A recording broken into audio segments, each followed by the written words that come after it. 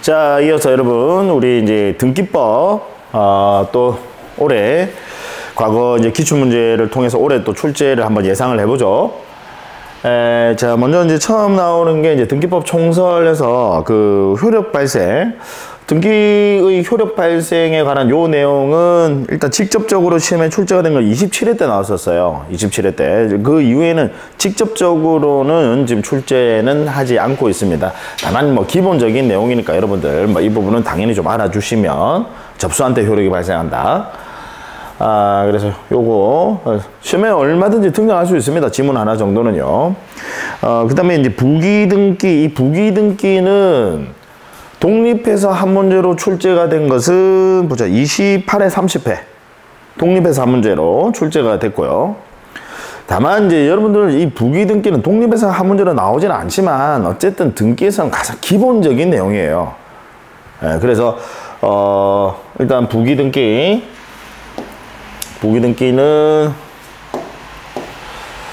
보자 뭐 주등기가 있으면 전제한다. 그래서 주등기를 말소하게 되면 부기등기는 직권 말소한다라는 거. 주등기가 없는 부기등기는 존재할 수 없다. 그 다음에 이 부기등기는 당연히 법에 규정이 있는 때 부기등기한다. 법에서 부기등기한다라는 규정을 두고 있지 않으면 주등기 형식으로 등기합니다. 그래서 요 법에서 규정 두고 있는 요 내용들, 특히 환매 특약, 공유물 분할금지 특약, 권리소멸 특약, 항공권 요 세 가지는 부기등기한다라는 거, 요 부분 잘 봐두셔야 되고, 그 다음에 권리의 변경이나 경정 등기, 다른 것들은 항상 주등기인데 다른 것 다 지금 동그라미 1번부터 해서 전부 다 항상 주등기인데 이 동그라미 5번만 권리의 변경이나 경정은 원칙은 부기등기, 다만 이해관계인이 있을 때 이해관계인이 승낙을 해주지 않으면 주등기 형식으로 등기한다라는 거. 그래서 얘만 항상 부기등기 아니다라는 거. 그 부분. 이건 뭐 기본이니까 꼭 정리해 주셔야 되고요.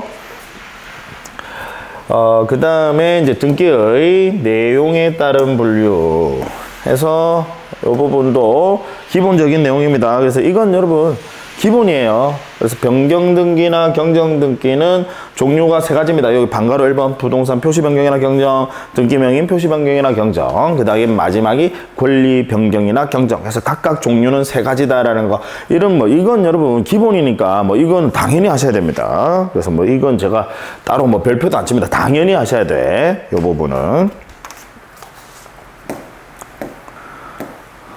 했고, 그 다음에 이제 말소등기, 말소회복등기 이 부분도 뭐 당연히 하셔야 돼. 이건 기본이에요. 등기에서 기본이라서 뭐 이건 뭐 넣고 빼고 할 문제가 아니에요. 그래서 말소등기와 말소회복등기 이 두 가지는 차이점이 반드시 이해관계인의 승낙 필요하다. 이해관계인의 승낙이 없으면 아예 말소등기와 말소회복등기는 각하됩니다. 등기 안 받아줘요. 그래서 반드시 승낙 필요하다. 이해관계인. 그 다음에 말소회복등기는 종류가 두 가지다라는 거. 말소등기는 종류 하나인데, 그래서 말소등기는 종류 하나고 항상 주등기로 합니다. 그런데 말소회복등기는 전부 말소회복이 있고, 전부 말소회복, 일부 말소회복. 그래서 전부 말소회복등기는 주등기, 일부 말소회복등기는 부기등기. 이거 여러분들 반드시 해두셔야 돼. 그다음 멸실등기, 뭐 얘는 시험에 잘 안 나오는데, 뭐 올해는 한번 또 등장할 수도 있어요, 지문으로. 그래서 물리적으로 뭐 부동산이 없어진 경우에 멸실등기하고 등기부는 폐쇄합니다. 멸실등기는 부동산이 없어진 거니까 표제부에 기재한다. 표제부에 기재하는 등기는 항상 주등기다라는 거. 등기할 상인 물건 요 부분은 시험에 잘 안 나와요. 등기할 상인 물건 부분은 최근에는 시험에 출제된 적 없어요. 출제된 적 없고, 뭐 올해도 저는 개인적으로 별로 출제 가능성은 없다라고 보는데, 어쨌든 뭐 기본적인 내용 한 요 정도, 지금 여기 양가로 2번에 나와 있는 내용 정도는, 특히 우리 집합 건물의 구조상공용 부분은 등기할 수 없는데 규약상공용 부분은 등기할 수 있다. 다만 규약상공용 부분은 표제부만 둔다. 뭐 이런 내용들 좀 봐두시면 되겠습니다. 등기할 상인 권리 기본입니다. 이건 기본이에요. 등기에서 이건 뭐 민법에서도 당연히 알아두셔야 되는 기본이니까 뭐 별표도 안 칩니다. 이건 너무나도 당연하게 알아두셔야 되는 내용이라서. 역시 지금 밑에 있는 표도 마찬가지입니다. 우리 부동산의 일부에 뭐 용의권 등기하고 권리 일부 지분에는 용의권 등기되지 않는다. 그 다음에 뭐 담보물권은 그 반대다. 용의권과 반대다. 소유권 이전도 역시 담보물권과 결론이 같고 소유권 보존은 둘 다 안 된다. 당연히 기본입니다. 이건 뭐 기본. 그래서 지금 얘랑 관련해서 소유권 보존 등기는 우리 지분만 보존 등기 할 수 없다라는 그 일물 일권주의와 관련해서 요 세 가지 역시 기본입니다. 지금 앞부분에 나와 있는 이 내용들은 우리가 등기를 하는 데 있어서 반드시 알아둬야 되는 필수입니다. 그래서 지분만 보존 등기 안 된다. 또 지분만 상속 등기 안 된다. 다만 반대로 공동 가등기권자 중 일부가 본등기하는 것은 그건 허용된다. 허용된다. 그래서 혼자서는 안 될 때는 다른 사람 보존 등기도 공유물 보존행위에 준해서 가능하고, 마찬가지지. 지분만 상속 등기 안 되니까 혼자서는 안 되니까 다른 사람 상속 등기도 공유물 보존행위에 준해서 가능한데, 다만 공동 가등기권자 중 일부가 자신만 본등기하는 거 그건 허용이 되니까, 혼자서도 되니까, 항상 법은 공평이거든. 혼자서도 되니까 그때는 다른 사람 본등기를 공유물 보존행위에 준해서 지가 대신해서 할 수는 없다라는 거. 그죠? 너무나도 중요하고 기본적인 내용입니다. 그래서 이런 것들은 당연히 하셔야 돼. 이거는 모든 회, 뭐 등기법, 앞으로 등기법을 시는 모든 그 뭐 33회, 34회, 5회, 뭐 앞에 전도 마찬가지고 당연히 기본. 얘는 취사 선택의 문제가 아닙니다. 이제 6번 등기 효력인데요. 요 부분은 이제 원래 시험에 잘 안 나오는 중요한 내용 아니다라는 거예요. 근데 자, 얘가 이제 말씀을 드리면, 요게 작년에 시험에 나왔어요. 등기 추정력. 요 부분이 작년에 시험에 나왔어요. 올해는 거의 출제 가능성 없습니다. 등기 효력과 관련해서 후등기 저지력이라는 요 표현, 뭐 표현이 중요한 게 아니에요. 우리 물건이라는 게 기본적으로 배타성이 있거든. 그래서 설령 무효인 등기를 하더라도 등기부상 남아있으면 말소시키지 않은 상태에서는 새로운 등기 신청을 수리 못해요. 그걸 후등기 저지력이라고 이렇게 표현을 합니다. 자, 그래서 말소를 할 때는 재건 판결 받아서, 물론 공동 신청하시면 되지만 공동 신청이 안 될 때는 재건 판결 받아서 단독으로 말소 신청할 수 있다. 물론 재건 판결 받으려면 무슨 절차 거치셔야 돼? 공시 최고 절차 거쳐서 재건 판결 받아서 단독으로 말소 신청할 수 있다. 이 부분이 올해 시험에 또 출제될 가능성이 있어 보입니다. 물론 지금 이 후등기 저지력과 관련해서는 31회 때 재작년에 시험에 한번 나온 적이 있지만 여전히 올해도 이 부분이 지문으로 등장할 가능성이 있어 보인다. 그 다음에 요 순위 확정적 효력과 관련해서 지금 여기 이 부분, 자, 역시 중요합니다. 이건 기본이고, 같은 구 내에서는 수리번호, 구가 다르면 접수번호, 이건 당연히 다 알고요. 지금 이 부분, 대지권에 대한 등기로서 효력 있는 등기와, 얘는 어느 등기부, 대지권 등기는 어느 등기부에 하는 거예요? 구분 건물 등기부. 이건 구분 건물 등기부다, 그죠? 대지권 등기는 다시 대지권 등기는 어느 등기부에 한다라고? 구분 건물 등기부. 얘는 구분 건물 등기부, 구분 건물 등기 기록이고, 대지권의 목적인 토지 등기 기록, 얘는 토지 등기부야. 등기부 자체가 다르네. 그러면 당연히 권리 우위 관계 따지실 때 뭐 가지고 따지셔야 돼? 역시 접수번호. 그래서 오로지 같은 등기부, 같은 구 내에서만 순위번호고 그 외에 나머지는 전부 다 접수번호에 의해서 우열 관계 따지셔야 된다라는 거. 이 부분 올해 또 출제 가능성이 있습니다.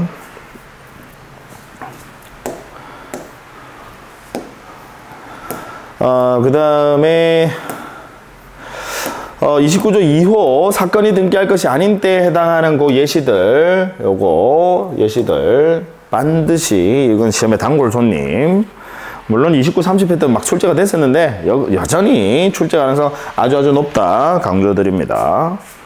그 다음에 다른 건 하실 거 없고, 중복등기 정리 부분은, 이 중복등기 정리는 시험에 나올 가능성이 거의 없어요. 올해도 여전히 출제 가능성은 별로 없고, 제가 수업 시간에 딱 이렇게 보라고 한 내용들, 제가 문제 내고 한 것들이 있어요. 그래서 그 보라고 한 그 부분 정도만, 그러니까 여기 있는 요 기본적인 요 내용 정도만 봐주시면 충분한데, 올해도 여전히 출제 가능성 없으니까, 바쁘신 분들은 그냥 패스하시고.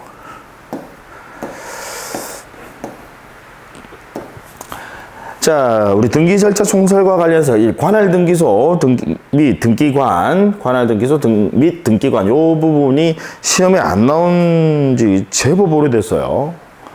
거의 한 지금 6년 이렇게 시험 동안에 이제 출제를 안 하고 있는데 올해는 이런 것들 한번 지문으로 등장할 수 있습니다. 그래서 관할의 지정권자는 상급법원장이고 관할의 위임권자는 대법원장이고 등기사무의 정지권자 역시 대법원장이다라는 거 이런 부분들 체크해 두시고 그 다음 등기 기록과 관련해서 이 등기 기록이 27회 때 시험에 나왔는데 뭐 이런 기본적인 내용들 시험에 자주는 안 나와요. 왜냐면 너무 기본이고 사실적인 내용들이거든. 뭐 특별히 어려운 내용도 아니고. 그래. 올해 만약에 이 부분이 나온다면 저는 출제 가능성이 여전히 별로 없다고 봅니다. 이 부분은요. 출제 가능성이 여전히 별로 없는데 만약에 시험에 나온다라면 표제부에는 접수란에 접수 연호일만 등기하고 우리 갑구울구에는 접수란에 접수 연호일과 접수 번호까지 같이 등기한다라는 거. 그래서 이런 부분들. 그 다음에 뭐 표제부는 표시번호, 갑구울구는 순위번호. 뭐 이 정도.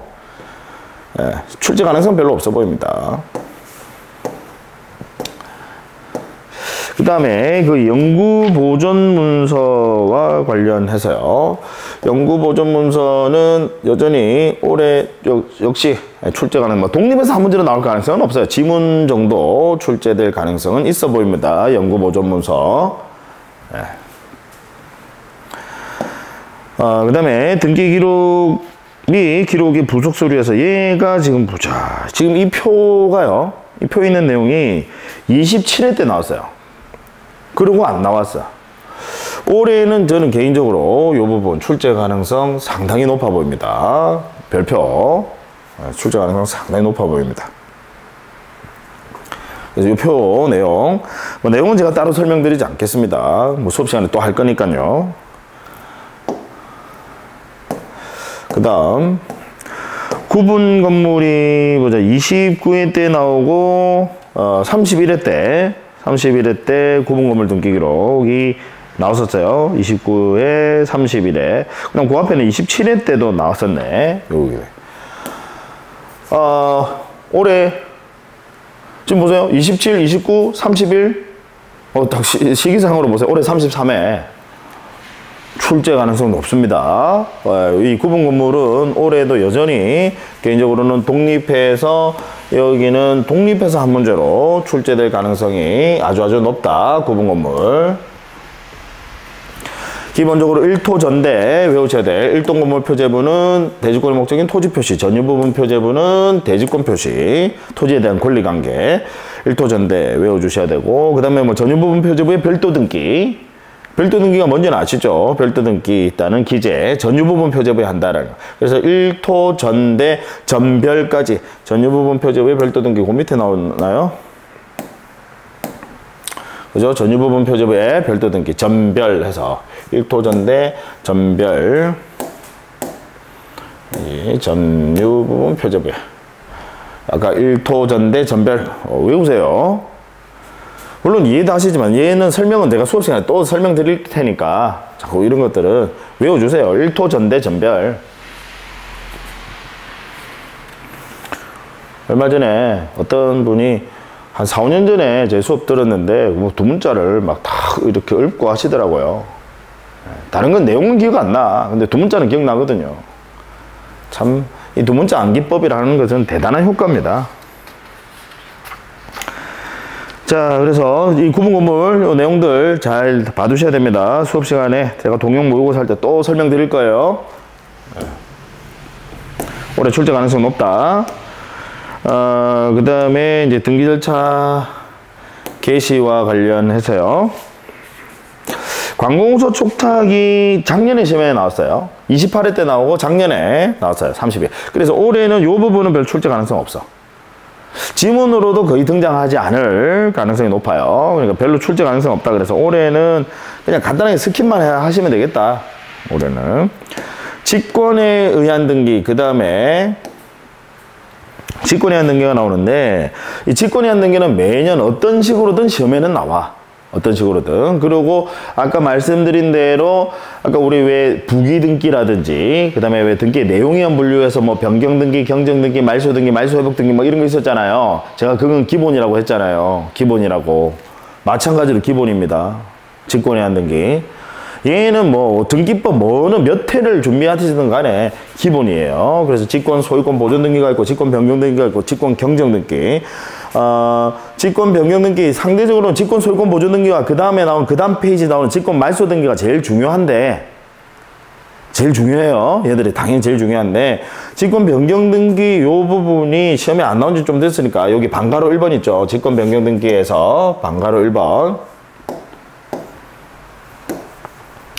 소유권 이전 등기 시에는 주소가 변경이 되었을 때 주소 변경입니다. 주소가 변경되었을 때는 등기 명의인 표시 변경 등기를 등기관이 직권으로 한다라는 거. 무슨 등기 신청하실 때? 소유권 이전 등기 신청하실 때 등기관이 직권으로 주소가 바뀌었으면 즉 매도인이 주소 바뀌었으면 등기관이 직권으로 등기 명의인 표시 변경 등기 해줍니다. 무슨 등기 신청하실 때요? 소유권 이전 등기 신청 시에. 그래서 이 부분 시험에 출제 가능성이 있으니까 봐주셔야 되고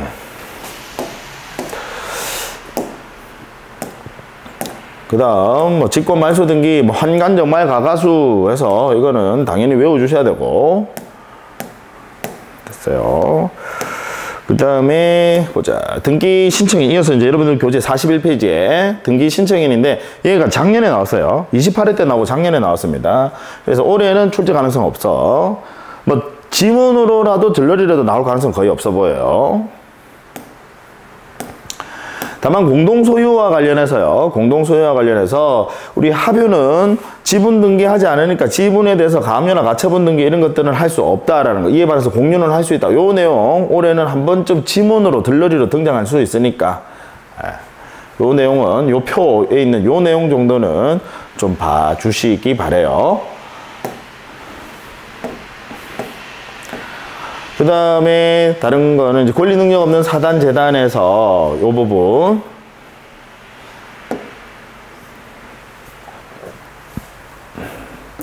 특히 여기 우리 방가로 2번 대표자도 등기사항으로 합니다.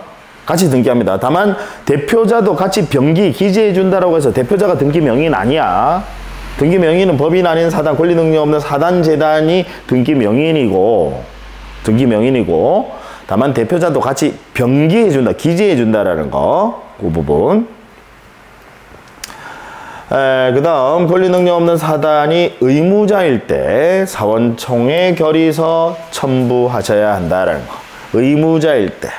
반대로 권리 취득하는 권리자일 때는 사원총회 결의서가 필요 없어요. 그 부분. 자, 그 다음.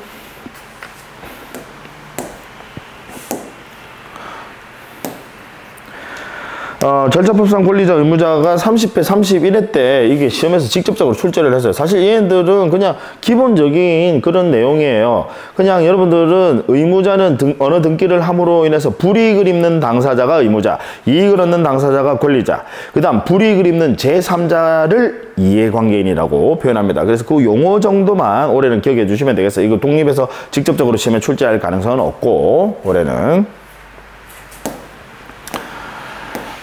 그 다음에 단독신청. 여러분 단독신청은 물론 단독신청은 작년에도 나왔어요.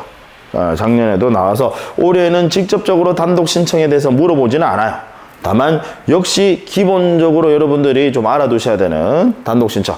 원래 등기는 공동신청이 원칙인데 단독신청하는 경우도 있더라. 그래서 이런 단독신청하는 경우들 작년만큼 안중에 이렇게 직접적으로 시험에 나올 가능성은 없어요. 그래서 그냥 어쨌든 들러리로 나올 수 있다. 올해는 그 부분. 그 다음 판결에 의한 등기입니다. 판결에 의한 등기인데 얘가 9회 때 출제가 됐습니다. 안 나온 지 좀 됐다 그죠? 올해는 한 번쯤 또 등장할 수 있습니다. 판결에 의한 등기.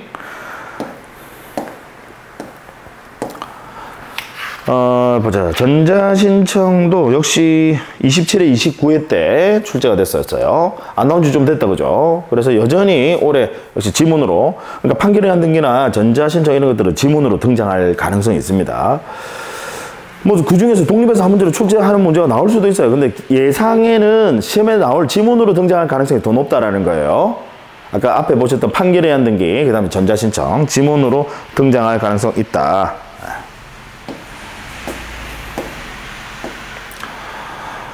대위신청, 신건수 최고 외우셔야 돼. 신건수 최구 해서 마지막 구분 건물까지 신건수 최고. 안 그래도 등기 건수가 많은데 대위에서 신청할 수 있다는 규정이 있는 바람에 신건 숫자가 최고가 되더라 이렇게 외우시라고 했지. 신건수 최구. 또 시험장에 가서 고가 뭐지 이러시면 안 되고 신건수 최구. 아시겠죠?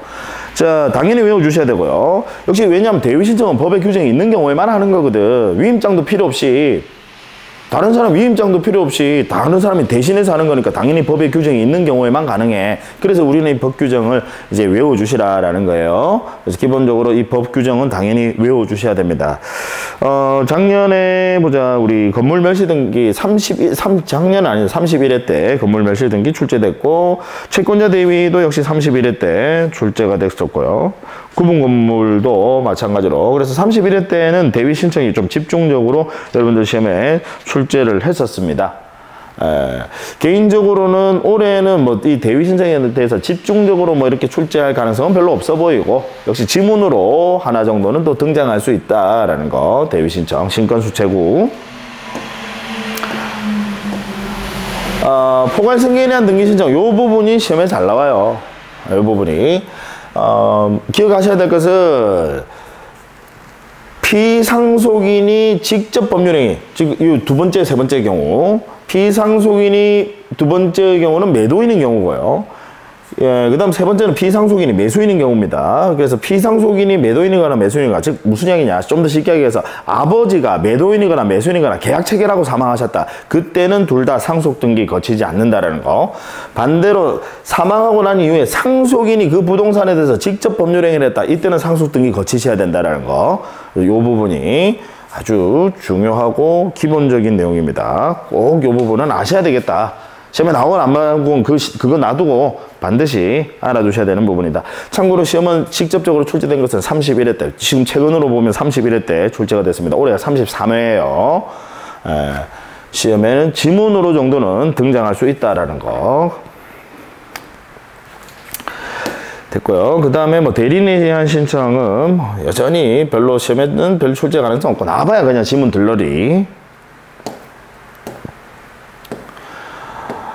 필요적 신청 정보가, 필요적 신청 정보, 요 부분은 이제 강론 파트에서 얘를 강론 파트에서 내요. 그래서 뭐 이 부분은 당연히 우리 특별 필요적 신청 정보, 그죠?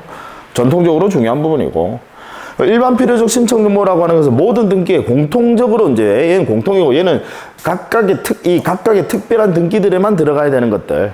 이건 당연히 공통이고 그 이야기입니다. 어쨌든 필요적 신청 정보는 여전히 중요한 부분이다. 그 다음 이어서 이제 첨부 정보 관련해서는 일단 작년에는 검인 나왔어요. 검인 나왔고, 올해는 우리 시험에는 사실 이 부분이 그렇게 중요한 내용은 아니에요. 우리 첨부 정보, 사실 등기필 정보는 신청 정보입니다. 제가 여기 신청 정보임에 유의하라고 돼 있죠. 그 다음 등기필증이 첨부 정보야.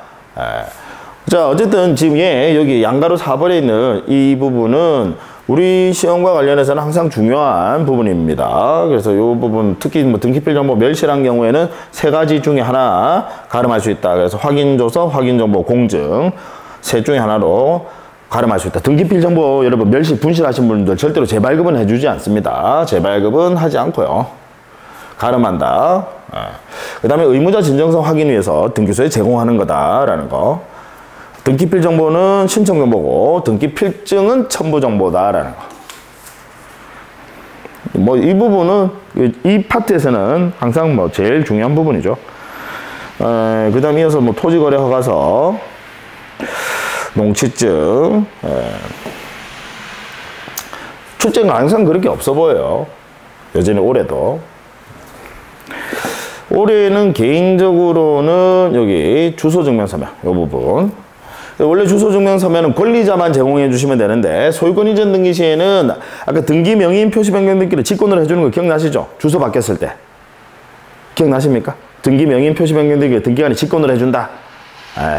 그래서 소유권 이전 등기 시에는 의무자도 여기 나오네요. 소유권 이전 등기 시에는 의무자도 주소증명 정보를 제공한다. 원래는 권리자만 내는데 의무자도 주소증명 정보 제공해 줘야 된다. 이 부분이 뭐 개인적으로는 올해는 한번 등장할 수 있지 않을까? 지문으로 이런 것들이. 그 다음 등기용 등록번호 뭐 이 부분도 27회 때 한번 출제가 됐었습니다. 27회. 자, 27회에 이 등기용 등록번호 이제 출제가 됐었고요. 뭐 그 이후에도 뭐 출제된 적은 없는데, 뭐 개인적으로는 올해도 뭐 시험에 나올 가능성은 별로 없어 보입니다. 다만 혹시 뭐 지문으로라도 하나 들러리로 등장할 수 있으니까 제가 이제 제대 외출만 좀 기억해 두시라고 수업 시간에 말씀을 드렸었죠. 그래서 제외 국민은 대법원 소재지 관할 등기소 등기관, 그 다음에 외국인은 출입국 관리사무소장 해서 제대 외출, 군대 제대하고 외출 나갔다 이렇게 해 주시기 바라고요. 그 다음에 이어서 인감증명인데, 물론 인감증명도 시험에 안 나온 지 뭐 제법 오래됐습니다. 27회 이후로는 나온 적이 없으니까요. 올해가 이제 33회니까 시험에 뭐 그렇게 독립해서 한 문제로 출제될 가능성은 별로 없어 보이는데, 그래도 인감증명은 비교적 다른 첨부 정보에 비해서는 좀 중요하다라는 거죠. 혹시나 뭐 올해 역시 뭐 시험에 등장할 수도 있고, 불이타로 일단 뭐 지문 하나 정도는 또 등장할 수도 있으니까 인감증명과 관련해서는 또 기억해 두실 거, 일단은 유효기간 3개월 그 부분. 그 다음에 소유권 등기 명의인, 즉 소유자가 의무자일 때 원칙적으로 인감증명 제공한다라는 거. 등기소에 소유자가 의무자일 때 제공한다라는 거. 그 다음에 소유권에 관한 가등기 명의인이, 소유권에 관한 가등기 명의인은 소유자는 아니지만 소유권에 버금가는 가등기권자거든요. 그래서 그 가등기 명의인이 가등기 말소할 때는 그자가 의무자가 되는 거다, 그죠? 그래서 그때도 역시 인감증명 첨부한다, 제공한다, 등기소에. 그 다음에 소유권의 등기 명의인이 의무자로서, 원래 소유권 외의 명의인이 의무자일 때는 인감증명 제공하지 않는데, 다만 등기필 정보를 멸시를 했다라는 거죠. 소유권 외의 명의인이 등기필 정보를 멸시를 했다. 다시 우리 소유권 외의 등기 명의인은, 소유권 외의 명의인, 가령 뭐 전세권자나 지상권자 이런 사람들이 의무자가 될 때는 인감증명을 원칙적으로 제공하지 않는데, 다만 등기필 정보를 멸시를 하게 되면 가름하셔야 되거든. 그래서 그때는 가름하실 때 인감증명 같이 첨부해 주신다라는 거. 가름하는 거 아시잖아요. 아까 확인져서 확인정보 공증의 방법으로 가름하는데, 가름할 때 인감증명서 같이 이제 제공해 준다라는 거. 그 다음에 우리 상속에서는 협의분할 하실 때 상속인 전원의 인감증명 전부 다 제공해 준다라는 거. 그 다음에 인감증명은 용도란의 기재, 뭐 잘못 적혀 있어도 무방하다, 내지는 공란으로 비어져 있어도 무방합니다. 인감증명서 보시면 용도란이라는 게 있거든요.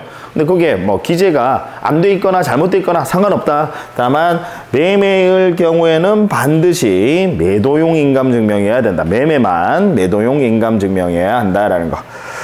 그래요. 기재 용도와 달라도 무방한데 매매의 경우에만 매도용 인감증명이어야 된다라는 거. 그 부분. 자, 됐어요.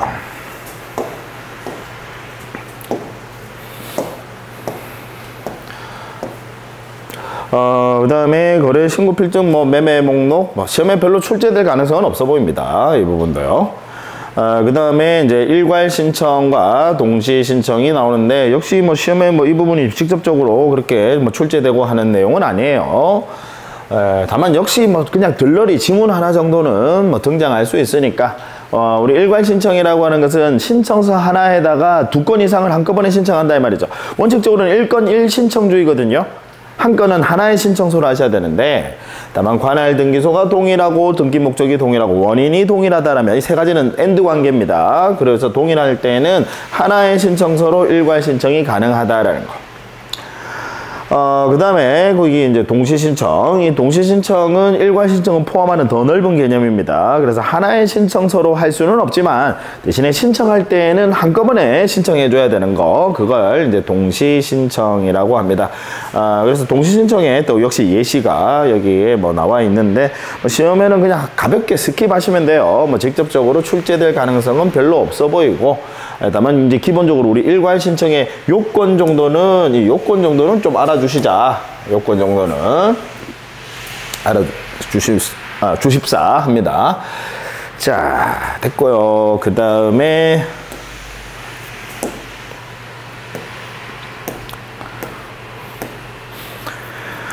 등기 완료 후의 절차인데, 30회 때요, 이 등기필 정보, 우리 등기가 끝나게 되면 두 가지입니다. 등기필 정보 작성 통지, 그 다음에 등기 완료 통지.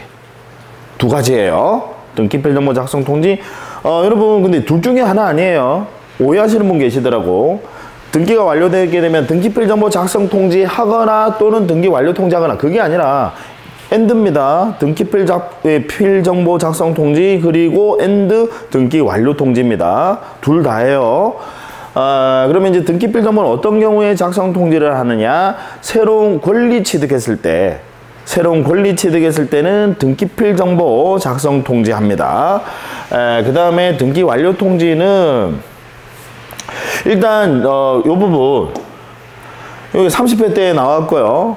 개인적으로는 올해 뭐 33회 요 부분이 뭐 자주 출제되는 부분이라면, 이제 30회면 3년이니까 올해는 한번 됐을 때 됐어 뭐 이렇게 하지만, 이 부분은 그렇게 자주 출제되는 부분은 아니거든요. 그냥 지문 하나 정도는 들러리로 나올 수 있지만, 이렇게 독립해서 한 문제로 출제 가능성은 올해는 별로 출제 가능성 없어요. 자주 출제되는 부분이 아니라서요. 들러리로 하나 정도는 등장할 수 있습니다. 그래서 새로운 권리 취득했을 때 등기필 정보, 등기소에서 등기관이 등기필 정보를 작성해서 그 권리자에게 통지해준다. 등기 끝났을 때 말이에요. 그 다음에 근데 그거 아시죠? 원래는 등기필 정보를 받아야 되는데 받지 않는 경우, 등기필 정보를 통지하지 않는 경우가 있습니다. 그죠? 여러 가지. 그래서 원하지 않는 경우라든지, 뭐 3개월 이내 수신하지 않는다, 3개월 이내 수령하지 않는다. 그 다음 중요한 것은 국가나 지방자치단체와 같은 관공서는 나중에 팔 때, 그 관공서가 취득했다가 나중에 팔 때 자신이 관공서가 의무자가 될 때 진정성 확인할 필요 없거든요. 그래서 애시당초 관공서는 권리를 취득하더라도 등기필 정보를 작성 통지하지 않습니다. 그래서 이 부분은 시험에서 좀 중요하게 다루는 부분이에요. 뭐 자주 나오는 부분인데 말이죠. 그래서 뭐 이렇게 뭐 3개월 이내 수신하지 않는다, 뭐 3개월 이내 뭐 수령하지 않는다, 뭐 이렇게 게으른 자들, 그다음 원래는 자기가 해야 되는데 안 하고 있어서 다른 사람이 대신해서 등기 신청한다, 게으른 자들, 이런 게으른 자들에게는 등기필 정보를 작성 통지하지 않는다라는 거. 자, 그런데 개인적으로는 그럼 만약에 이 부분에서 등기 완료 후의 절차에서 올해 만약에 시험에 나온다라면 당연히 등기 완료 통지 부분에서 나올 가능성이 많아요. 완료 통지.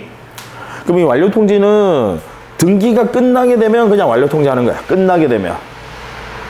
등기필 정보는 새로운 권리 취득했을 때 주는 거고, 특별히 주는 거고요. 그러니까 무슨 이야기냐면 이렇게 이해하시면 돼요. 완료 통지는 무조건 해주는 거고, 원칙은 완료 통지는 다 해주는 거야. 등기 끝나게 되면. 그런데 등기필 정보, 아까 등기필 정보 작성 통지는 그 중에서도 새로운 권리를 취득한 사람이 있을 때는 등기필 정보까지 플러스로 작성 통지해 준다 이 말이에요. 그러면 이제 등기 완료 통지는 아까 신청인한테는 당연히 해줘. 신청인한테는 등기 끝났다는 사실 알려줄 필요 있겠지. 그래서 신청인한테는 당연히 해주고, 밑입니다. 엔드입니다. 엔드. 그 다음 그 기타 엔드, 여기 그 이후에 나와 있는 사람들이 아까 그 앞에 게으른 자들이야. 등기필 정보 안 준단 말이에요. 등기필 정보 안 주는 대신에 뭐는 해준다? 완료 통지해 준다라는 내용입니다. 그래서 둘 다에게 신청인에게 완료 통지해 주는 건 당연하고, 그 다음에 원래는 등기필 정보를 받아야 되는데 등기필 정보 받지 않는 자, 등기소에서 안 준다 이 말이지. 그 자들에게는 완료 통지해 준다라는 거야. 나온다면 이 부분이 올해는 시험에 출제 가능성이 더 높다라고 강조를 좀 드립니다. 그 다음에요. 넘어가시면 이의신청 28회 때 나왔어요. 28회. 그러니까 가장 최근에 이제 소급해서 생각해 보면 28회. 그 다음에 30회 나왔어요. 31회 때 출제했습니다. 독립해서 한 문제래요. 작년에 안 나왔어요. 그러니까 30, 31, 그 앞에도 계속 거의 뭐 안 빠지고 나오다가 30, 31, 작년에 안 나왔어. 32에 안 나왔어. 올해는 출제가 아주 유력합니다. 독립해서 한 문제로요. 그래서 이 신청은 뭐 시험에 거의 안 빠지고 나온다고 보셔야 돼. 그래서 이 신청은 발표해 주시고, 특히 요 부분, 이 신청의 방법 및 절차, 요 부분이 시험에 출제비도 안 높고요. 물론 이제 여기 동그라미란다. 그 아르바이트 숫자 1번, 요 내용도 중요해. 그래서 이 신청은 뭐 소극적 부당의 경우에는 등기 신청인만 이 신청 가능하고, 소극적 부당이라는 게 안 받아줬다 이 말이야. 안 받아준 거에 대해서는 등기를 신청한 사람만 이 신청 가능해. 다른 사람이 등기관님 왜 이 사람들 등기 안 받아주세요? 지가 오지랖 넓게 이 신청 못한다 이 말이지. 그런데 적극적 부당, 받아준 거에 대한 이 신청은 일단 등기 신청인은 등기에 직접 당사자니까 이 신청할 수 있고요. 여기다가 이해관계인도 이의 신청할 수 있다라는 거, 뭐 이런 내용들 당연히 기본으로 해 주셔야 되고, 그 다음에 이 신청에서는 명령에 의한 등기, 이 신청 절차에서는 우리 법원은 등기관의 상급기관으로서 작용을 합니다. 그래서 명령을 내린다. 그래서 결정 전에도 명령 내릴 수 있다. 이 신청에 대한 법원의 결정 후에 명령 내리는 것은 당연한데, 결정 전에도 가등기 명령이나 이 신청이 있다는 뜻의 부기등기 명령 이런 것들 할 수 있다라는 거. 됐어요. 그래서 그 정도. 어쨌든 이 신청 올해 출제 아주 유력하다. 예. 독립에서 한 문제 출제 가능성이 아주 높다. 그 다음 신청 의무 및 과태료인데 이 부분은 역시 시험에 잘 안 나와요. 예, 우리 시험에 등기법 최근 6년간 시험에 출제된 적이 없습니다. 올해도 뭐 별로 출제 가능성은 없어 보여요. 특히 이 부분이 뭐 독립에서 한 문제로 출제될 가능성은 거의 별로 없어 보입니다. 그래도 혹시 모르죠. 예, 또 모르죠. 뭐 이런 부분도 브리타로 어쨌든 시험 범위 안에는 들어와 있으니까. 그래서 제가 뭐 수업 시간에도 여러분들에게 이 부분은 그닥 그렇게 중요한 내용은 아닌데 조금 올해 출제될 수도 있으니까, 그동안 안 나온 지 좀 오래된 부분이니까 출제될 수도 있으니까 좀 정리해 주셔야 되는 부분들 좀 설명을 드렸습니다. 그래서 여기 물론 이제 당연히 요 안에 있는 내용이죠. 부동산 표시에 관해서는 등기 신청 의무 있다. 왜냐하면 사실관계 팩트니까 1개월 신청해야 한다. 의무 있다. 다만 위반하더라도 제재 부과하지는 않는다. 그죠? 근데 여기 비교하셔야 될 게, 우리 존재하지 않은 건물은 멸실 등기하셔야 되는데, 이때는 1개월이 아니라 지체 없이 하셔야 된다. 존재하지 아니하는 건물, 있는 건물 없어져서 멸실 등기할 때는 1개월 이내 신청하는 건데, 존재하지 않는 건물에 대한 멸실 등기는 지체 없이 신청하셔야 된다라는 뭐 이런 예외도 있다라는 거죠. 그 다음 권리에 관한 등기는 원칙적으로 제재 부과하지 않는데, 권리 중에서 무슨 권리만? 소유권만요. 권리 중에서 소유권만, 조세 포탈 방지 때문에 소유권만 신청 의무를 부과하고 있고, 위반하게 되면 엄청난 제재 부과를 해요. 우리 소유권만 신청 의무 부과하고요. 위반하면 엄청난 제재 부과도 합니다. 그래서 소유권 하면 이제 소유권 이전 등기나 소유권 보존 등기. 특히 우리 소유권 이전 등기의 경우에 유상계약은 반대급부 이행이 완료된 날, 실제로 잔금 다 지급한 날, 반대급, 이거 제가 세법이랑 다르다라고 했어요. 실제로 잔금을 지급한 날로부터 60일 이내 이전 등기 하셔야 되고, 유상계약이라면, 그 다음에 만약 무상계약이라면 그 계약의 효력 발생일부터, 그 계약의 체결일이 아니라 계약의 효력 발생일부터 60일 이내. 시험에 합격하면 부동산을 줄게요 라고 했으면 시험에 합격한 날로부터 60일, 오늘 증여계약 체결일부터 60일이 아니라 합격한 날로부터 60일 이내 이전 등기 하셔야 된다라는 거. 자, 됐어요. 그래서 이 부분 뭐 시험에는 그닥 그렇게 중요한 내용은 아니다. 그런데 안 나온 지가 좀 됐으니까 올해 혹시 불안하니까 한번 이 부분도 좀 살펴보자라는 거죠.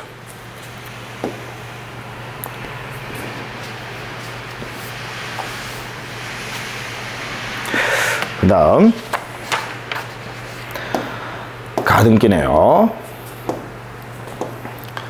매년 한 문제에서 두 문제, 심지어 12문제 중에서 두 문제, 이런 적도 있습니다. 두 문제가 나오고 가등기에서 독립해서 두 문제가 출제가 되고요. 나머지 10문제에서 또 지문으로 또 등장하는 부분까지 있었어. 어마어마하죠. 우리 등기법에서는 단연 출제 비중이 가장 높은 부분입니다. 매년 반드시 시험에서 이제 출제가 되는데, 일단 가등기 파트에서 우리 피보정 권리, 피보정 권리, 기본적으로, 그러니까 가등기는 어느 하나 빠뜨릴 게 없어요. 매년 무조건 시험에 나옵니다. 그래서 피보정 권리 잘 봐두셔야 되고요. 채권적 청구권이다라는 거. 그 다음에 가등기 신청, 단독 신청 특칙이 있어요. 그래서 승낙서 첨부하거나 가등기 가처분 명령서 발부받아서 단독으로 신청할 수 있다. 누가? 가등기 권자가. 그런데 가등기의 말소 신청도 역시 단독 신청의 특징이 있는데, 가등기의 말소는 누구라도 단독으로 말소 신청할 수 있습니다. 임시라는 등기 지우는 거니까 더더욱 별거 아니다 이 말이지. 그래서 누구라도 단독으로 말소 신청할 수 있다. 가등기 권리자, 즉 명인이 스스로 찾아가서 등기관님 제 가등기 좀 지워주세요. 우리 매매계약 해지했으니까 가등기 좀 지워주세요 라고 단독으로 말소 신청할 수 있고, 가등기 의무자, 심지어 제3자 이해관계인마저도 가등기 명인의 승낙서만 첨부하시면 단독으로 말소 신청할 수 있습니다. 그 다음 가등기의 본등기는, 본등기 의무자는 가등기 의무자가 본등기 의무자입니다. 딱 픽스가 돼요. 그런데 가등기 권리자가 내 가등기권을 다른 사람에게 넘겼다. 다시, 가등기 의무자는 본등기 의무자입니다. 이건 딱 픽스가 돼. 바뀌지 않습니다. 설령 그 가등기 의무자가 자신이 그 부동산의 소유권을 다른 사람에게 양도했다 하더라도 본등기 의무자가 그 새로 취득한 소유자, 제3취득자, 얘가 본등기 의무자가 되는 게 아니라 그 가등기 의무자가 본등기 의무자가 되는 거예요. 픽스가 된다. 그런데 가등기 권리자가, 즉 매수인, 그 매수인이 내 가등기권을 다른 사람한테 넘겨버려. 그럼 나는 넘기고 빠져나가는 거거든. 그러면 가등기의 양수인 이 사람이 이제 가등기권자예요. 따라서 본등기의 권리자는 새로운 가등기의 양수인이 본등기의 권리자가 되는 겁니다. 아시겠죠? 그러니까 쉽게 이렇게 이해를 하세요. 이렇게 정리하세요. 가등기 의무자는 본등기 의무자다. 얘는 픽스. 근데 가등기 권리자는 원칙적으로 본등기의 권리자인데, 만약에 가등기권을 양도하게 되면 그 양수인이 본등기의 권리자다. 얘는 픽스 되는 거 아니다라는 거지. 권리자는.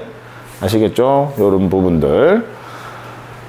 무조건 시험에 나오는 내용이니까. 그 다음 이제 가등기에 기한 본등기인데, 이 가등기에 기한 본등기 요 부분이 작년에 32회 때 여기서 이제 답으로 나왔으니까 올해는 사실 요 부분이 답으로 나올 가능성은 없고, 제 개인적으로는 올해는 요 가등기 파트에서 사례형 문제가 출제될 가능성도 상당히 높습니다. 그래서 가등기 이후의 등기를 가등기권자가, 자 여기 볼까요? 가등기권자가 본등기했을 때 그 가등기 이후의 등기는 어떻게 말소한다? 직권으로 말소하는데, 이 문제는요, 전제 자체가 뭐냐면 가등기 이후의 등기입니다. 즉 가등기보다 먼저 대항력을 갖추고 있으면 이건 말소 못하고, 가등기 이후의 등기를 직권으로 말소합니다. 가등기권자가 본등기했을 때 가등기 이후의 등기를 직권으로 말소한다. 그래, 가등기보다 먼저 대항력을 갖추고 있으면 그건 말소하지 못한다. 그러니까 요런 내용 사례형으로 나올 수 있으니까요. 올해는 한번 등장할 때도 됐지 않았나 싶습니다. 그 다음에 이제 가등기와 비교하셔야 될 게 가처분이에요. 그래서 가처분, 법리는 똑같아요. 일단 여러분들이 많이 헷갈려 하세요. 법리가 막 똑같으니까 헷갈려 하세요. 가등기와 가처분. 가등기는 이제 일단 사실관계부터 달라. 가등기는 잔금 지급하기 전이고 매수인이 잔금 지급하기 전에 사실관계가. 근데 가처분은 지금 잔금을 지급했어. 매수인이 잔금 지급했어요. 근데 얘가 등기 안 넘겨주니까 소송하기 전에 하는 거예요. 소송하기 전에 붙잡아 놓는 거예요. 그게 가처분입니다. 자, 여러분, 가처분. 제가 지금 잠깐 여러분 지금 이 전자칠판이 뭐 프로그램이 충돌이 좀 일어나가지고 중간에 잠깐 이렇게 끊겼어요. 편집점을 제대로 찾아서 지금 이제 편집이 아마 이루어져서 이제 여러분들에게 보여질 겁니다. 잠깐 뭐 양해 바라고요. 이 가처분은 아까 말씀드린 대로 소송하기 전에 이미 잔금은 지급했고, 아까 가등기는 잔금 지급 전이고요. 가처분은 이제 잔금 지급했고 등기 넘겨받아야 되는데 등기 안 넘겨주니까 소송하기 전에 일단 임시로 붙잡아 둔 거거든요. 일단 사실관계에서 여러분 차이가 있고, 그 다음에 이제 가처분 등기는 이 가처분권자가 승소 판결받아서 자기 앞으로 이제 등기를 판결받으면 단독 신청이거든요. 단독으로 이제 신청을 할 때 그 가처분 이후의 등기, 가처분 이후의 등기입니다. 이 가처분 이후의 등기. 또 빨간색으로 나오지? 예. 이 가처분 이후의 등기, 얘를 단독 신청으로 말소한다라는 점이, 그러니까 말소하는 방법이 앞에 가등기랑 달라요. 가처분 이후의 등기는 단독 신청 말소에서 단신말 이렇게 기억하세요. 가등기 이후의 등기는 직권말소, 직말. 가등기 이후의 등기는 직권말소, 직말. 가처분 이후의 등기는 단독 신청 말소. 법리는 똑같습니다. 그래서 그 점에서 차이가 있고, 그 다음에 가등기권자는 본등기 하더라도 가등기와 본등기는 순위번호 하나 가지고 같이 쓰니까 당해 가등기는 말소하지 않거든요. 가등기권자가 본등기했다라고 해서 그 가등기 말소하면 큰일 나. 그런데 가처분권자가 승소 판결받아서 자기 앞으로 원하는 등기를 신청하게 되면 가처분 이후의 등기는 이제 단독 신청으로 말소하고요. 그러고 나면 당해 가처분 등기, 그 당해 가처분 등기는 독립해서 순위번호 하나 가지고 따로 씁니다. 그래서 이제 얘 필요 없어졌다 이 말이지. 왜? 가처분권자가 원하는 목적 달성, 이제 원하는 목적의 등기를 신청하니까 이 가처분 등기 필요 없어졌어요. 이 필요 없어진 당해 가처분 등기는 등기관이 직권으로 말소한다. 당해 가처분 등기는 직말이다라는. 가처분 이후의 등기는 단신말, 당해 가등기는 직말. 자, 그래서 이 부분까지 여러분들 좀 잘 정리해 주셔야 하는 내용입니다. 뭐 이 부분은 뭐 워낙 중요한 부분이고 사례형으로 많이 출제가 되니까 같이 또 우리 실전 모의고사를 통해서 저랑 같이 사례형 문제를 풀어봐요. 됐고, 그 다음에 가압류 및 경매에 관한 등기, 이 부분은 시험에 거의 잘 안 나와요. 나와봐야 그냥 지문 하나인데 알아두실 것은 가압류나 경매, 공매도 마찬가지입니다. 전부 다 관공서가 공권력 행사 주체로서 작용하는 거거든요. 가압류, 뭐 경매, 공매 이런 것들 전부 다 관공서가 공권력 행사 주체로서 작용하는 거니까 등기는 어떻게 이루어진다? 촉탁입니다. 그래서 그 말소 또한 전부 다 촉탁으로 이루어진다라는 거, 그 부분 뭐 시험에 잘 나오는 내용은 아니에요. 이어서 이제 소유권 보존 등기인데, 소유권 보존 등기 해마다 거의 독립해서 한 문제로 출제가 되는데 작년에 시험에 안 나왔어요. 소유권 보존 등기가 30회, 31회 때 이제 출제가 됐었는데 작년에 시험에 안 나왔습니다. 그래서 소유권 보존 등기 올해는 뭐 독립해서 한 문제로의 출제가 아주 유력하다. 독립해서 한 문제로. 그래서 소유권 보존 등기 특히 여러분 유의하실 것은 토지의 경우에는 확인해서 보존 등기하는 제도가 없습니다. 토지는 확인해서 보존 등기하는 제도가 없는데 건물은 확인해서 보존 등기하는 제도가 있다라는 거, 그 점 유의하셔야 되고, 그 다음에 토지는 판결 받으실 때요, 판결 받아서 자기 앞으로 등기를 신청할 수 있는데 만약에 최초 등록인이 대장에 아직까지 기재가 없다라면, 원래는 이 최초 등록인을 피고로 하셔야 되는데 최초 등록인의 기재가 없다라면 토지의 경우는 누구를 피고로 판결받으셔야 돼요? 국가를 피고로. 상대를 한다는 건 국가를 피고로 한다 이 말입니다. 피고로 해서 판결받으셔야 된다. 토지는. 이에 반해서 건물은 허가권자인 시장, 군수, 구청장을 피고로 하셔야 됩니다. 그래서 그 부분 역시 시장군수 구청장을 피고로 하셔야 된다라는 거, 이 부분 올해 시험에 출제 가능성 높습니다. 그래서 보존 등기는 올해 시험에 나온다고 보셔야 돼요. 독립해서 한 문제. 특히 또 여기 뭐 아예 원인이 없다라는 거, 뭐 이런 부분들.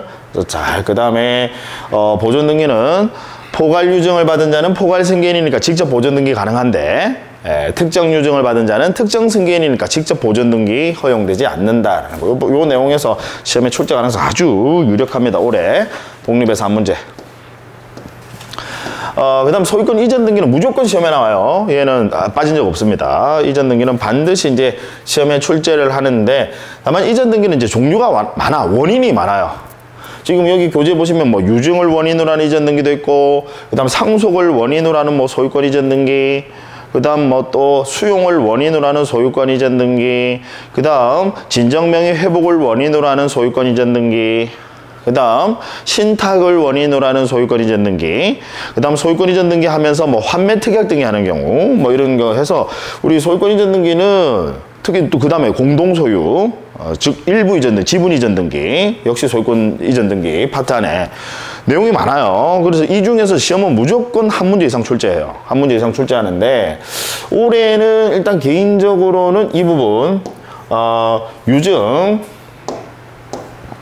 유증을 원인으로 하는 소유권 이전 등기 공동신청이다라는 거. 유증을 특정 유증이든 포괄 유증이든 유증을 원인으로 하는 소유권 이전 등기는요 공동으로 신청한다라는 거. 그래서 공동신청이다라는 거.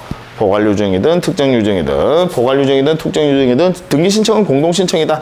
이 부분이 시험에 출제 아주 가능성 높습니다.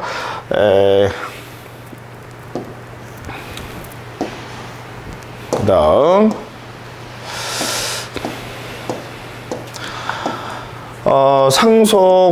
상속은 뭐 독립해서 상속을 원인으로 하는 소유권 이전 등기, 이걸 우리는 일명 상속 등기라고 합니다. 독립해서 한 문제로 나올 가능성은 거의 없고요. 그냥 지문으로 등장할 수는 있습니다. 그래서 상속은 크게는 법정 상속, 그 다음에 협의 분할에 의한 상속, 크게는 이제 두 가지인데 다만 법정 상속 후에도 상속재산 분할 협의는 가능하다라는 거, 이런 것들을 한 번씩 시험에서 물어봅니다. 시험은 이 상속은 뭐 최근에 독립해서 한 문제로 출제된 적은 없어요. 근데 올해도 마찬가지로 뭐 독립해서 한 문제로 출제될 가능성은 없습니다. 왜냐하면 출제할 만한 내용이 그렇게 안 많아서 그냥 지문으로 그냥 하나 정도 뭐 등장할 수는 있다라는 거죠. 수용이 일단 최근에 이제 출제가 된 걸 보면 27회, 30회, 31회 이렇게 출제됐어요. 32회 작년에 출제 안 됐고요.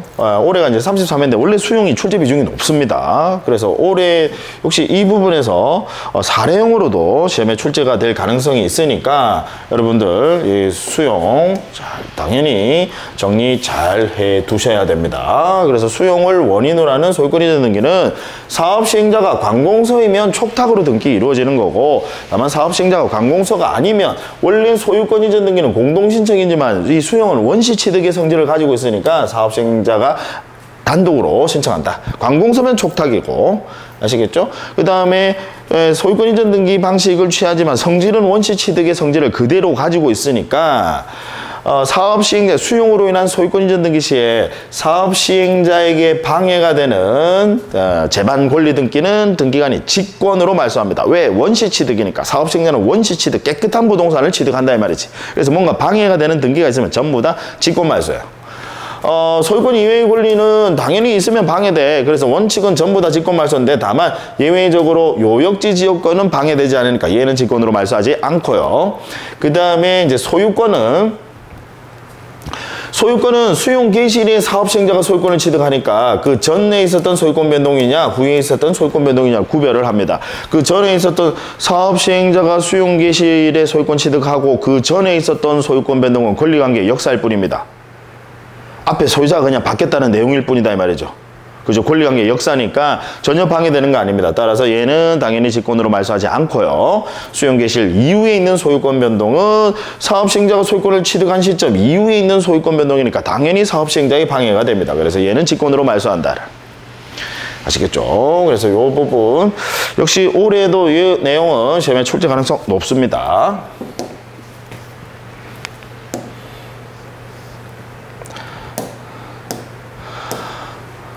진정명의 회복, 독립해서 한 문제로 출제될 만한 내용은 아니에요. 그래서 지문으로 들어올 수 있는데 안 나온 지 좀 됐으니까 얘도 지문으로 등장할 수 있습니다. 그래서 진정명의 회복, 역시 이 부분도 우리 올해 지문으로 등장할 가능성이 있으니까 여러분들 잘 좀 봐두셔야 되는데, 핵심은 진정명의 회복은 현재 등기 명의인을 의무자로 한다. 그 명의를 회복하고자 하는 자가 권리자, 현재 명의인이 의무자가 되어서 공동으로 신청을 한다라는 거. 진정명의 회복. 그 다음에 원인은 진정명의 회복이라고 기록하나 원인 일자를 기재하지는 않는다. 기록하지는 않는다. 이유는 아시죠? 진정명의 회복을 원인으로 이전 등기를 함으로써 소유권을 취득하는 게 아니라 애시당초 소유자니까 원인 일자는 별도로 등기부에 기재하지 않습니다. 그 다음에 역시 애시당초 소유자니까 투기랑 관련은 없으니까 토지거래 허가서 이런 거 첨부하는 거 아니고, 애시당초 소유자니까 농취증 이런 것도 당연히 첨부하는 거 아니다라는 거죠. 요네요. 그 다음에 환매는 작년에 32회 때 환매를 독립해서 한 문제로 출제를 했어요. 그래서 환매 필요적 기록상 뭐 이런 이 부분을 작년에 물어봤습니다. 그래서 올해는 환매 부분은 이제 시험에 아예 안 나오거나 안 나올 가능성이 아주 높고요. 나오더라도 그냥 들러리로. 그러니까 화면은 별로 신경 안 쓰셔도 된다. 그 다음에 소유권 일부 이전, 이걸 이제 우리는 지분 이전 등기라고 합니다. 지분 이전. 요 부분이 지금 28회, 29회, 30회, 32회 작년까지 출제가 됐었습니다. 그래서 올해는 역시 요 소유권 일부 이전, 지분 이전은 올해는 시험에 나올 가능성은 거의 없다. 거의 없다. 나와봐야 그냥 지문, 들러리. 그래서 얘가 집중적으로 시험에 출제될 가능성은 없어 보입니다. 집중적으로 출제 안 된다라고 하는 것은 이제 여러분들이 이렇게 생각하시면 돼요. 그냥 들러리로 가벼운 지문. 답지문으로도 채택 안 해. 그냥 가벼운 지문. 그냥 하나 정도 등장한다. 이 말이에요. 역시 올해 원래 중요한 부분인데 올해는 안 중요하다라는 거. 그 다음 신탁. 역시 작년, 재작년 31회, 32회 다 독립에서 한 문제로 출제가 됐고요. 올해도 독립에서 한 문제로 출제 가능성은 여전히 있습니다. 그리고 최소한 신탁은 독립에서 한 문제로 안 나온다 하더라도 지문으로라도 빠지지 않고 등장할 가능성이 높아요. 그래서 신탁에 관한 등기는 여전히 작년에, 재작년에 출제됐다 하더라도 독립에서 한 문제로 출제됐거든요. 됐다 하더라도 여전히 신탁은 별표다. 신탁에 관한 등기. 그래서 신탁에서는 여러분 주의하실 것이 우리 이 신탁에 관한 등기와 이 신탁 등기, 신탁 변경 등기, 뭐 신탁 경정 등기, 신탁 말소 등기 이걸 통틀어서 우리는 신탁에 관한 등기. 그 다음 소유권 이전 등기, 뭐 설정 등기, 뭐 전부 다 뭐 보존 등기 이런 것들 다 보존 이전 설정, 권리에 관한 변경 전부 다 포함입니다. 즉 지금 이 신탁에 관한 등기와 오른쪽에 있는 권리에 관한 등기는 하나의 순위번호로 함께 기록한다는 거. 하나의 순위번호로. 그래서 등기부에 이 신탁에 관한 등기가 얘가 더 부사리 하는 거예요. 새빵살이 하는 거는 이 신탁에 관한 등기야. 이 권리에 관한 등기가 주된 등기고 신탁에 관한 등기는 밑에다 줄 거 가지고요. 같이 기재해 줍니다. 하나의 순위번호로.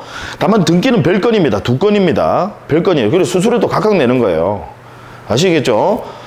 이 두 건의 등기를 제도의 활성화를 해서 이 두 건의 등기를 법에서 일괄해서 신청, 동시 신청, 일괄 신청하도록 합니다. 다만 대위 신청할 때는 대위에서 신청할 때는 이때는 얘 등기만 권리에 관한 등기만 하고 신탁에 관한 등기를 하지 않아서 나중에 대위하는 거니까 이때는 이시다라는 거. 이게 이제 작년에 시험에 나왔죠. 이시 신청. 대위에서 신청할 때는 이시 신청이다. 다만 일괄 신청, 동시 신청하든 동시에 신청하든 이시에 신청, 대위에서 이시에 신청하든 하나의 순위번호로 함께 기록한다.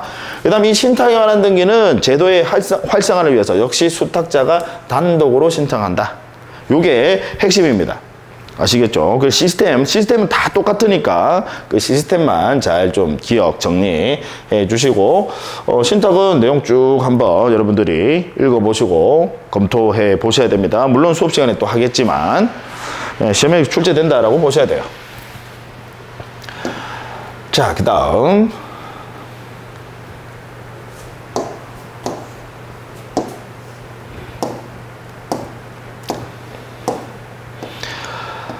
용의권 등기인데요.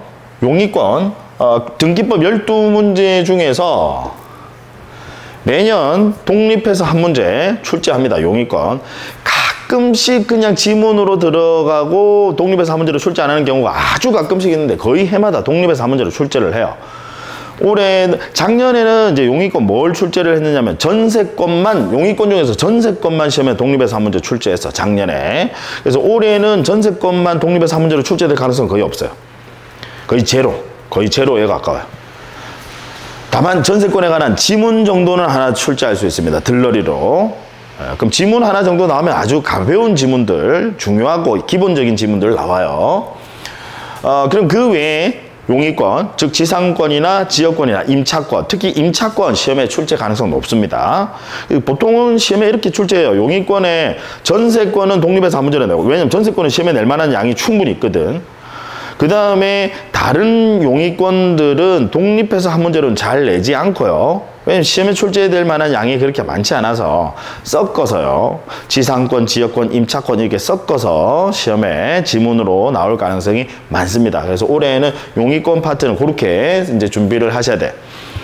그럼 지상권과 관련해서는 지상권은 구분 지상권 등기할 수 있다는 거. 지상권은 구분 지상권. 어디 있지? 아마 뒤 페이지에 있나? 하여튼 구분 지상권 등기할 수 있습니다. 구분. 여기 있네. 네, 구분 지상권. 이에 반해서 구분 임차권은 등기할 수 있다, 없다? 없다라는 거 비교하셔야 돼요. 구분 지상권은 등기할 수 있는데 구분 임차권은 등기 못한다. 등기사항 법정주의 때문에 등기할 수 있다는 규정이 있어야 등기할 수 있거든요. 그 다음 뭐 존속기간은 불확정 기간으로 하는 것도 무방하다라는 거. 그 다음에 이 지상권은 배타성이 있어서 절대로 이중으로 설정하지는 못한다는 거. 이건 뭐 전세권도 다 마찬가지입니다. 다만 지역권만 배타성이 없어요. 그 외에 다른 지상권이나 뭐 지역권, 임차권 이런 것들, 다시 지상권이나 전세권, 임차권 이런 것들은 당연히 배타성이 있습니다. 배타성이라는 말이 무슨 이야기인지 앞에 이렇게 있으면 똑같은 내용에 등기 못한다 이 말이죠. 말소하시고 새로 등기하셔야 돼. 아까 후등기 저지력 있잖아요. 근데 지역권은 그 권리의 성질상 배타성이 없습니다. 그래서 이중으로 설정 가능합니다. 즉 무슨 이야기냐면 그 토지 중 일부를 가령 A라는 사람도 그 통행을 목적으로 이용할 수 있고 B라는 사람도 통행을 목적으로 이용할 수 있다. 각각 지역권 설정이 다 가능합니다. 동일한 내용에 대해서. 지역권만요. 그 외에 나머지는 전부 다 물건 자체가 원래 물건이라는 게 전부 다 배타성이 있는 거예요. 근데 지역권만 예외다. 기억해 두시고요. 그래서 지역권은 올해 시험에 등장할 가능성 많아요. 아주 높습니다. 지역권. 아까 지상권보다도 지역권이 오히려 시험에는 출제가 더 많이 됩니다. 지역권은 승역지에 공동 신청한다. 승역지에. 그러고 나면 요역지에는 직권으로 기재한다라는 거. 요역지는 직권으로 기재를 하고 승역지에 공동으로 신청을 한다. 지역권 설정자와 지역권자가. 다만 지역권자는 별도로 등기하지 않는다. 왜? 요역지의 부종성 때문에. 지역권자는 요역지 소유권에 부종하니까 지역권자는 별도로 기재하지 않고, 따라서 지역권 이전 등기라는 건 있다 없다? 지역권자를 기재하지 않으니까 지역권 이전 등기라는 건 없다라는 거. 그 다음 전세권과 관련해서는 전세권이 아까 말씀드린 대로 작년에 독립해서 시험에 출제가 됐기 때문에 올해는 나와봐야 그냥 기본적으로 우리 전세권에 있어서 뭐 필수 요소는 외우시죠. 필요적 기록상. 근범, 전세금과 범위. 그건 기본이고, 그 다음에 전세권이 소멸한 후에 돈만 뜯어내는 건 가능하다, 그죠? 그래서 전세권 소멸 후에 전세금 반환 채권 양도 또는 반환 채권 일부 양도 가능합니다. 소멸 후에. 다만 소멸하기 전에는 전세금 반환 채권 양도 또는 반환 채권 일부 양도 돼야 하는데요. 안 돼요. 소멸하기 전에는. 소멸한 후에만 돈 뜯어내는 거 가능하다. 이런 뭐 기본적인 내용들을 지문으로 하나 정도 등장할 수 있습니다.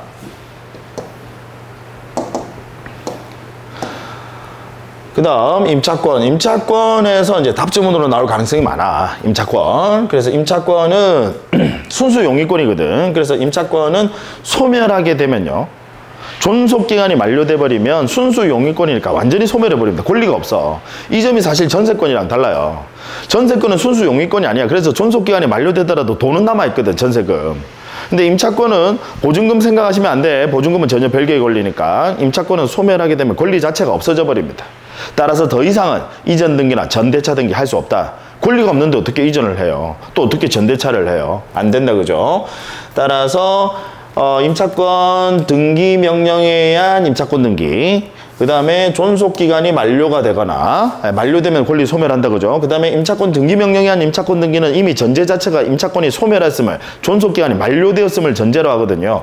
따라서 더 이상은 여기에 기초한 더 이상은 이전 등기나 전대차 등기 이런 것들은 할 수가 없다라는 거. 그래서 이 부분이 올해 시험에서 답으로 나올 가능성이 아주 높습니다. 자, 그 다음 담보물건은 해마다 빠지지 않습니다. 시험에 반드시 한 문제 출제를 해요. 그러니까 용의권에서 한 문제, 담보물건에는 한 문제. 그럼 담보물건 하면 여러분 예, 저당권이 있고 근저당권이 있고 그 저당권, 근저당권, 그 다음에 권리, 질권 세 가지인데 주로 시험은 이제 얘를 섞어서 저당권, 근저당권 이 부분을 집중적으로 출제를 합니다. 뭐 권리, 질권도 가끔씩 지문으로 등장을 하는 독립에서 한 문제로 출제될 가능성은 없고요. 예, 지문으로 하나 정도는 등장할 수 있습니다. 권리, 질권. 근데 권리, 질권은 뭐 특별한 게 없어요. 저당권과 담보물권과 거의 동일합니다. 그러니까 뭐 특별히 권리, 질권을 시험에 내지도 않지. 뭐 저당권과 완전히 저당권에 관한 규정을 권리, 질권에서 그대로 다 준용하거든요. 그러니까 뭐 특별히 저당권, 근저당권 얘만 신경 쓰시면 되겠다. 자, 일단 저당권은 피담보채권이 하나. 근데 근저당권은 피담보채권이 2개. 따라서 저당권은 일시적 계약, 돈 한 번 빌리는 거. 근저당권은 계속적 계약, 마이너스 통장 생각하시면 돼요. 계속적 계약이다, 근저당권은. 따라서 저당권에 있어서는 변제기, 그 다음 이자, 저당권은 변제기와 이자가 임의적 기록상입니다. 저당권에 있어서는. 근데 근저당권에 있어서는 변제기, 이자, 얘는 아예 기록상이 아니다. 근저당권은. 왜? 근저당권은 계속적 계약이라서 변제기 자체가, 변제기란 것을 일시적 계약을 전제로 하거든요. 그래서 근저당권 하면 존속기간입니다. 반대로 저당권의 존속기간이 임의적 기록상이다. 그러면 X예요. 아예 등기사항 아니에요. 저당권의 존속기간. 근데 근저당권은 존속기간이 임의적 기록상이고 변제기와 이자는 아예 기록상 아니다. 반대다라는 거. 저당권에서는 변제기와 이자, 임의적 기록상. 그 다음에 필요적 기록상은 다 아시죠? 채권액과 채무자. 근저당권은 채권 최고액과 채무자. 그건 필요적 기록상. 이런 기본적인 내용들 정리해 두셔야 되고, 그 다음에 근저당권의 경우에 채권 최고액, 단일성 원칙 시험에 잘 나옵니다. 채권 최고액은 반드시 하나여야 한다. 그 다음 일단 작년에 제가 시험에 어느 부분이 이제 출제가 됐냐면 저당권, 근저당권, 이거 담보물권은 매년 반드시 시험에 나오는데요. 작년에 이제 공동저당에 관한 지금 여기 요 부분이 우리 시험에 작년에 출제가 됐었습니다. 그래서 고맙게도요, 공동저당이 저당권 파트에서 제일 어렵거든요. 근데 여기 작년에 출제가 됐어. 그래서 올해는 출제 가능성 없다라는 거예요. 요거 다 이제 드러내면, 그러면 아주 가벼워집니다. 올해는 사실 요 부분, 근저당권 이전 등기, 근저당권도 아까 계속적 계약, 마이너스 통장 생각하시라고 그랬죠. 그래서 피담보채권이 확정되기 전에, 즉 존속기간 만료 전이 말이고, 이 존속기간 만료 전에는 각각의 채권들, 그 각각의 개별 채권들, 가령 1월 1일 채권, 2월 1일 채권, 얘가 다 붙어 있어야 돼. 존속기간 만료 전에는 불가분적으로 붙어 있어야 돼. 따라서 존속기간이 만료되기 전에, 즉 피담보채권이 확정되기 전에 개별 채권 양도를 원인으로 한 근저당권 이전 등기는 못해요. 저당권과 다릅니다. 저당권은 무조건 이전 등기, 일부 이전 등기 가능해. 저당권은. 근데 근저당권은 개별 채권 양도를 원인으로, 피담보채권 확정 전에 채권 양도를 원인으로 한 근저당권 이전 등기를 할 수 없다. 불가. 못 뜯어내니까 전세권 이전의 법리랑 똑같아요. 그 다음에 피담보채권이 확정이 되면, 그러면 이제 채권은 하나로 정해졌다, 그죠? 그래서 이제는 확정된 채권을 양도하면서 근저당권 이전 등기 가능하다라는 거, 확정이 되면. 그래서 그 부분 전세권 이전의 법리랑 똑같습니다. 제가 수업 시간에 열심히 설명드렸죠. 나중에 실전 모의고사 할 때 다시 또 나올 거예요. 그래서 이 부분. 그 다음 이제 우리 뭐 권리질권 파트는 채권담보권하고 권리질권은 그냥 그 같은 말이다라고 그냥 이해하시면 되고요. 원칙적으로 저당권에 관한 규정을 다 그대로 준용을 하니까 별로 뭐 특별히 나올 게 없어요. 다만 이제 여러분들은 뭐를 좀 기억해 두셔야 되느냐면, 권리, 질권. 여기서 이제 질권은 동산질권 말고, 동산질권은 등기 못해요. 그 외에 권리질권. 권리질권, 얘도 물권이니까 등기해야. 다만 등기 형식은 부기등기 형식으로 합니다. 왜냐하면 저당권 설정 등기 바로 밑에다가 해야 되니까. 우리 권리질권이라고 하는 건 저당권 설정자와 채권자가 그 설정을 해준 거거든, 권리질권을. 이 사람도, 저당권자도 돈이 필요할 수 있잖아요. 그래서 내가 가지고 있는 채권과 저당권을 담보 제공하면서 돈을 빌리는 거야. 그럼 그 담보권 이름을, 내가 이제 담보 제공해줬으니까 이 담보권자가 있을 거 아니에요. 그 담보권 이름을 권리질권이라고 하거든. 그래서 저당권 설정 등기 바로 밑에다가 부기등기 형식으로 합니다. 부기등기. 물건이니까 당연히 등기해야 그 효력이 미친다라는 거. 그 다음에 역시 채권액과 채권 최고액 다 가능하다는 거. 즉 질권, 근질권 다 가능합니다. 채권액과 채권 최고액. 이건 당연히 필수적 기록사항이죠. 채무자, 저당권과 똑같다라는 거예요. 자, 그래서 요 내용 정도 하시면 되겠네요. 자, 그러면 이제 여러분, 우리 등기법까지 이제 제가 올해 시험에 이제 출제될 가능성, 유력한 것들 쭉 짚어드렸습니다.